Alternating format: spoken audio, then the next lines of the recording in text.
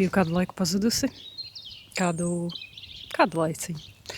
Jā, mazliet veselības problēmas un īsti nevarēju saņemties kaut ko uzfilmēt, un šodien laikam saņēmos, tas ir labi.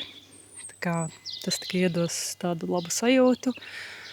Un jā, ir pavasaris jau sācies, viss kaut kas jau lien ārā, tulpes lien. Kā jau nofilmēju podiņos, šogad pamēģināju sastādīt, domāju, ka būs diezgan skaisti, ja viss izdosies. Jā, vakardien pārpiķēju tomātus arī, kurus iefilmēju. Ļoti daudz tādu, es zinu, bet gan jau es varēšu padalīties ar kādu. Un gurķi, tātad gatavojos principā siltumnīcas sezonai un, protams, kaut ko vēl vēlāk arī stādīšu. Ir pavasaris, un tas ir lieliski vienkārši. Man uzreiz iekšēji pašai pavasaris viss tur dīkst un plaukst un tā tālāk. Mums pagalms viss ir uzrakts, kurmi ir strādājuši riktīgi, kā to var redzēt.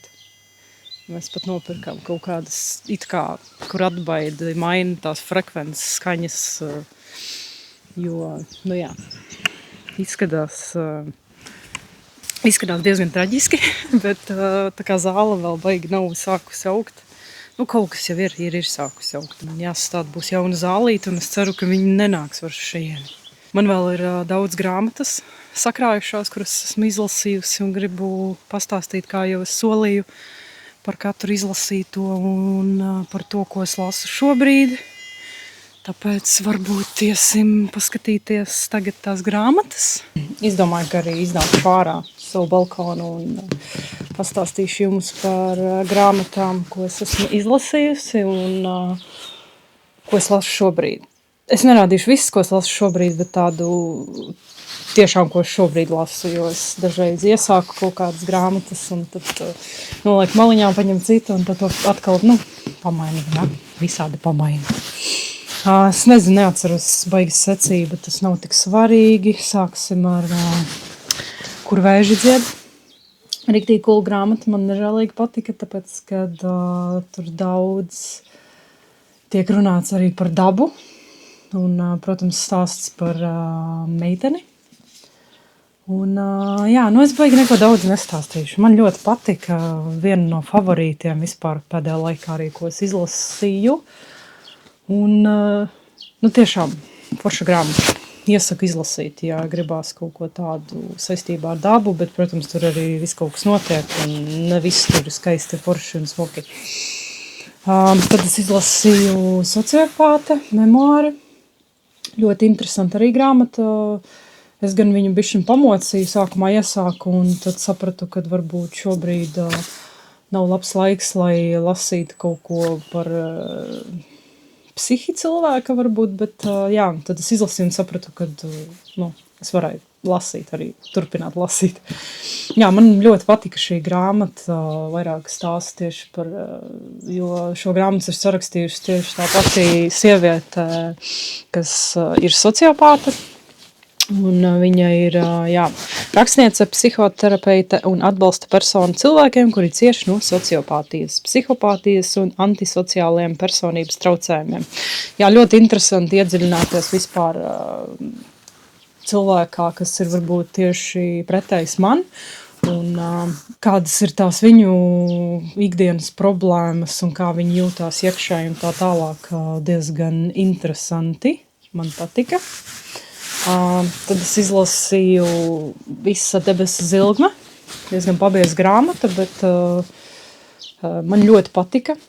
Bija interesanti, kaut gan liekas it kā, ka tā grāmata ir diezgan bieza, bet es teiktu, ka man nebija tā, ka man kaut kādā brīdī baigi garlaicīgi paliek.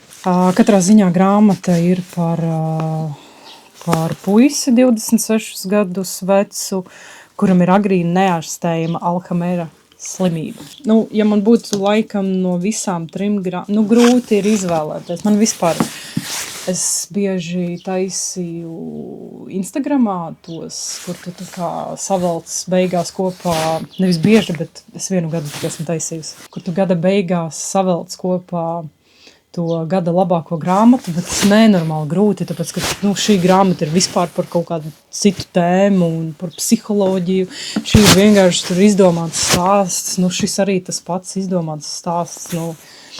Jā, un tad ir grūti tā pateikt, kur ir tā labākā grāmata. Tāpēc es pat nezinu, vai es to vairāk darīšu. Es tā kā iesāku to darīt šogad, bet tad es veselības apsvērumu dēļ izdzēsu visus sociālos tīklus. Jā, es aptuveni mēnesi jau nelietoju sociālos tīklus, visus izdzēsu. Es jūtos ļoti labi, iesaku jums arī uztaisīt tādu kā detoksu, attiet nos no visa tā un varbūt nedzīvot to citu cilvēku dzīves un neskatīties, cik viss ir skaisti, forši un tā tālāk, ko parasti cilvēki tikai rāda sociālos tīklos. Un jā, pagaidām arī nedomāju atgriezties nevienā sociālajā tīklā, palikšu pagaidām tikai YouTube'ā. Un jā, tas laikam būtu tāds vienīgais tīkls sociālais, kurā es atrodos, bet vismaz YouTube'ā es neko citu nedaru, kā ielieku video un varbūt kaut kad paskatos kādu citu video. Es novirzījos no tēmas un šobrīd es lasu 451 grāds pēc Fahrenheita. Šī grāmata vispār izdota pirms 70 gadiem, riktīgi interesanti. Principā tā grāmata ir zinātniskā fantastika un jā, kā es teicu, pirms 70 gadiem ir ļoti interesanti palasīt, kā rakstnieks ir to visu aprakstījis un cik daudz sakrīt tieši ar mūsdienām. Ļoti interesanti. Es esmu priecīga, ka kolēģi man ieteica šo grāmatu izlasīt, kā arī iedevu viņu. Tāpēc, jā, man tāda interese un plāna grāmata beidzot. Un visas grāmatas ir biezas, bet kamēr es slimoju, man bija bišķiņ vairāk laika, cik es varēju, protams, arī veselības ziņā palasīt tās grāmatas. Sanāca mazliet izlasīt, un tas ir ļoti forši.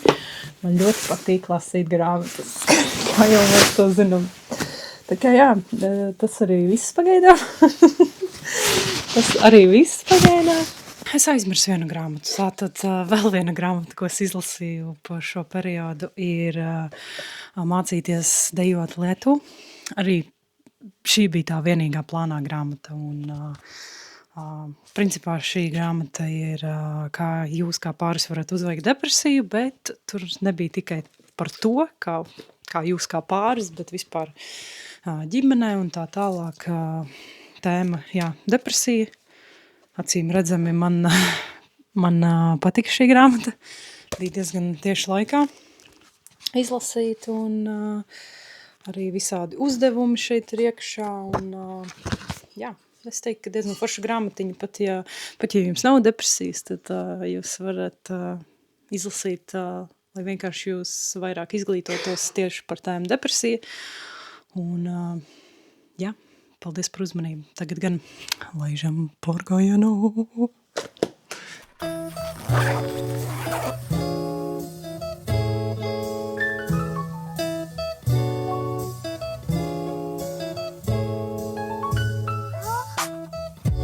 Es esmu klāt lielajos kangaros, izdomājam atbraukt kaut kur tepat tuvu mājām. Un jā, izskatās, bāc, cik tas zeminieks ir dubļains vienkārši. Kāda man būs mašīna, gan jau smukiņa vienkārši. Jā, es nezinu, vai viņi jau ir klāt, man liekas, ka ir. Man liekas, ka viņi vēl brauc priekšu, bet es tā nezinu īsti. Labi, kāpšu ārā un te ir ļoti daudz mašīnu. Un brauc vēl. Tā kā gan jau, ka būs daudz cilvēku, bet, mēģināsim izbaudīt kaut kā šo laiku dabā.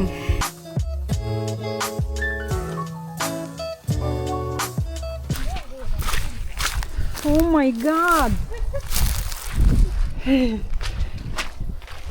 Alberts atkal mums kaut kādā purvā ieveda. Es galvenais izdomāju šoreiz noriskēt ar botām. Un atkal kļūdījos, kā parasti. Ko tu? Brauks ar viņu? Albert.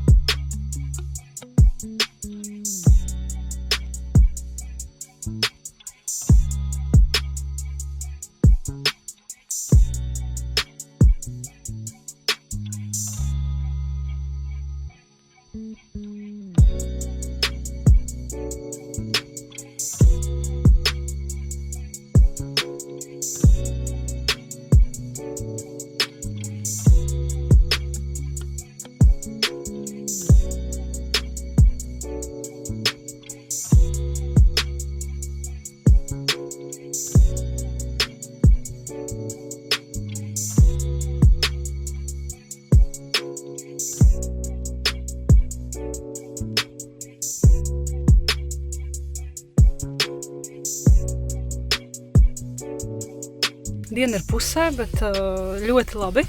Mēs nogājām 11 km, kaut gan negribējām varbūt sākumā tik daudz, bet bija riktīgi forši un riktīgs pavasaris jūtams un dubļaini, bet forši un es domāju, kad biežāk iesim tagad siltāks, foršāks laiks, var vairāk pastaigāties. Varēju ņemt Enzo, nepaņēmu, nu neko. Nākamreiz.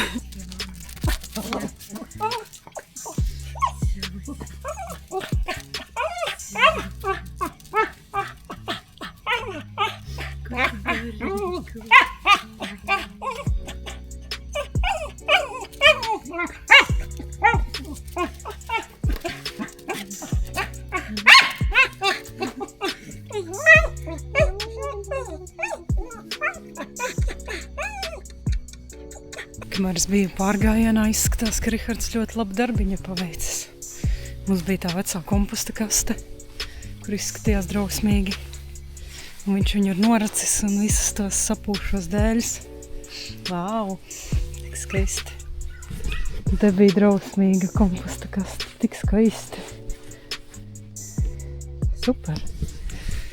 Nu, Rihards ir vienkārši vīrs. O, man kastās. Prasīja, lai kastās sapilda. Vienkārši burvīgi. Skaisti, tētīt. Tagad man ir širāds te ugunskurs pagalmā. Tā kā nama saimnieks. Nu, ļoti skaisti, malacīts tas. Tas tieši skaisti. Viss.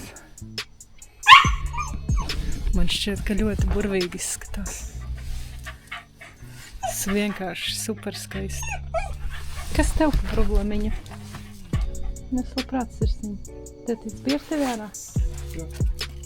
Arī pastaigājā? Nu labi. Es jau domāju, ka man jāiet, es jūtos parādā Enzo tagad. Un mašīna arī vienkārši no melnas pārtapa par baltu. Ļoti smuki. Šodien vēl no rīta viņa bija tīra. Nu, priekšā vēl kaut cik. Priekšā vēl kaut cik tīra, bet nu te jau ir... Te jau gradients ir uzlikts mašīnai.